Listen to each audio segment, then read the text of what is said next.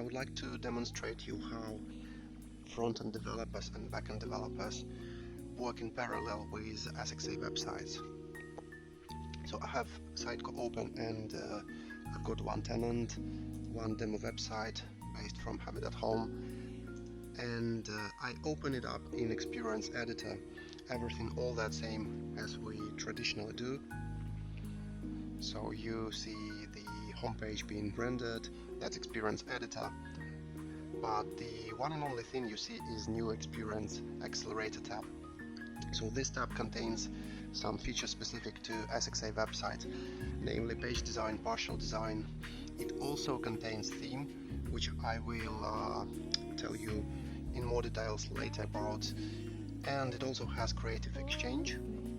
This is how we do exchange the assets between front-end and back-end developers. So what I will do, I click Export button. I will export the whole site. Let's select just English. And the most important setting here is mode, where we have two modes. One is agency drop, which is importable. So that means we will get imported back. And another is end user site, which more or less looks like a normal rendered website, but it's not importable and we will not select it.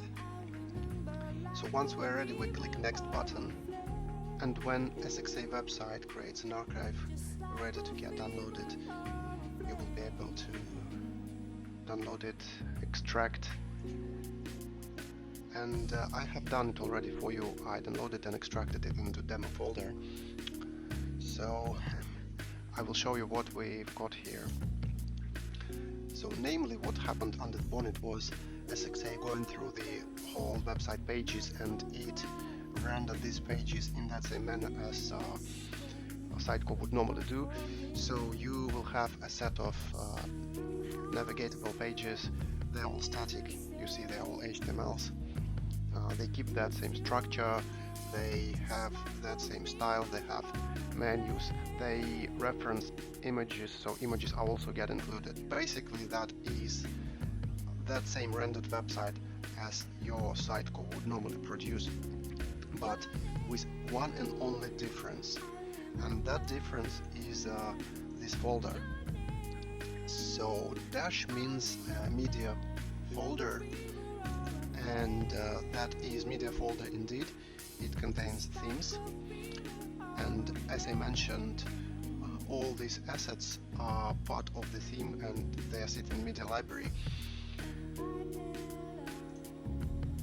So what we are interested here is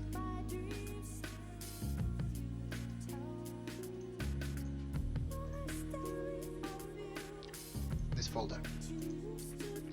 We have got two themes, and if we open, we will see a set of files, and these are source files for the theme. It has SAS, it has scripts, it has gulp files, also it has markdown instruction for front-end developer to go through and understand how all this works, how gulp SAS works, how GS Watcher works, and how it watches the folder and watch for the changes that is required for Creative Exchange Live.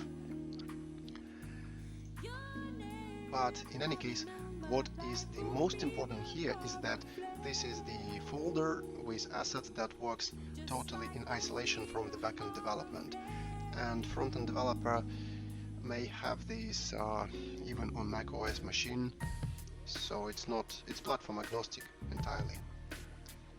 So once a developer is ready, he or she runs gulp script that produces compiled CSS files from the SAS.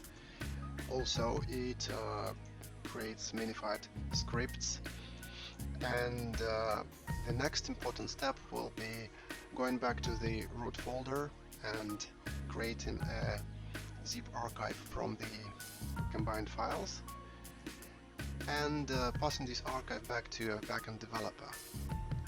So this archive will contain the changes in styles, and it will contain also compiled CSS and scripts. So as a backend developer, I we'll go back to Creative Exchange and import the changes back into Sidecar. And I have two options. So option number one is to import everything back as I get it exported, or another option is nice and clean to import back only compiled CSS files, minified JavaScript, and not to import the sources, which are plenty of small files. And I would prefer this option, but in that case it is very important to understand that this folder, initially exported folder, becomes the only source of truth for the source codes, for the front-end source codes, and that will be a front-end developer's care to source control this folder or manage it in some way. At the end of the day, the changes come back to SXA website and get presented with the Experience Editor. And this export and import cycle can be done numerous times. Every time the resulted changes will get exported back into Media Library and get reflected on the site. Once ready, they can be published, so I can publish the whole site, which will effectively also publish media, which will include themes, and effectively that will get affected on the published website on the web database.